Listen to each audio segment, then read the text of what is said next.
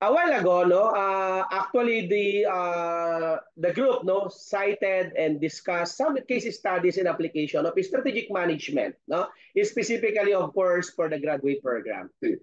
Case studies are a vital, no, component of strategic management education, offering master students in practical framework to apply theoretical concepts by analyzing real-world business scenarios. We or you as a students develop a deeper understanding of strategic decision-making processes, enhancing your ability to navigate a business or a complex business environments. Case studies, of course, provide a real-world context that bridges the gap between theory and practice because we as student allows to explore the dynamic of actual business challenges, understanding how strategic decisions are influenced by various factors such as market condition, competition, and internal organizational dynamics. And this contextual learning helps student grasp, no, the nuances of strategic management. A critical aspect of strategic management case studies is the analysis of business environments. No? Students learn to assess external factors, including economic conditions, syempre, regulatory frameworks, and technological trends. And this analysis helps us understand the opportunities and threats facing an organizations, laying the groundwork for informed strategic planning. Yes. Case study, of course, requires students to make a strategic decision based on the information provided.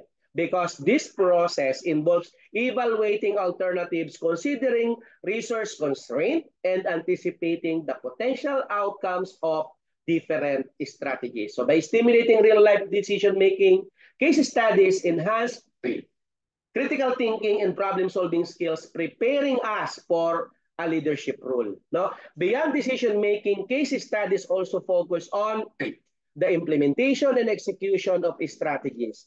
Students explore the challenges of turning strategic plans into action, including issues related to organizational structure, syempre kasama si culture, and ito yung laging concern, change management. And this helps us understand the successful strategies require effective execution, not just sound planning. As is an essential part of strategic management is evaluating the performance and outcomes of a strategic initiative. Case studies teach us how to measure success through various metrics and performance indicators.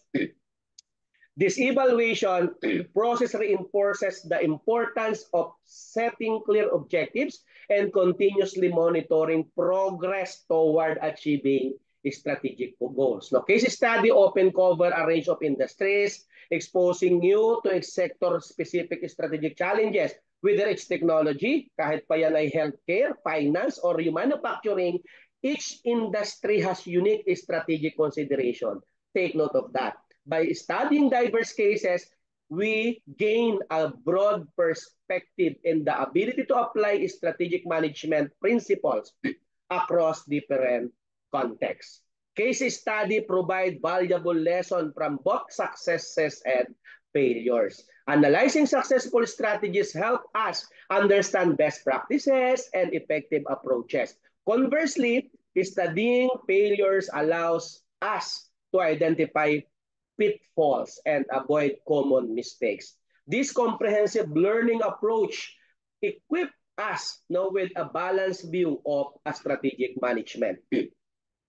Because working on case study often involves group discussions and collaborative projects. This interaction fosters teamwork, communication, and the exchange of diverse perspectives. Through these collaborative efforts, students refine their ability to articulate strategic ideas clearly and persuasively, skills that are essential for effective leadership. Ultimately, case studies prepare us or you for the strategic challenges we will face in our careers. No, it provides us a safe environment to practice and hone our strategic thinking skills, ensuring us will ensuring us are well equipped to tackle complex business problems and lead our organization to success in a competitive and dynamic marketplace. Case studies in application in a strategic management are vital for developing a practical understanding of strategic concept. Uh, it enables us not to apply theoretical knowledge to real-world situations, enhancing our analytical, decision-making, and execution skills. And this comprehensive approach ensures that us are prepared to become effective strategic leaders in the future careers. Okay, so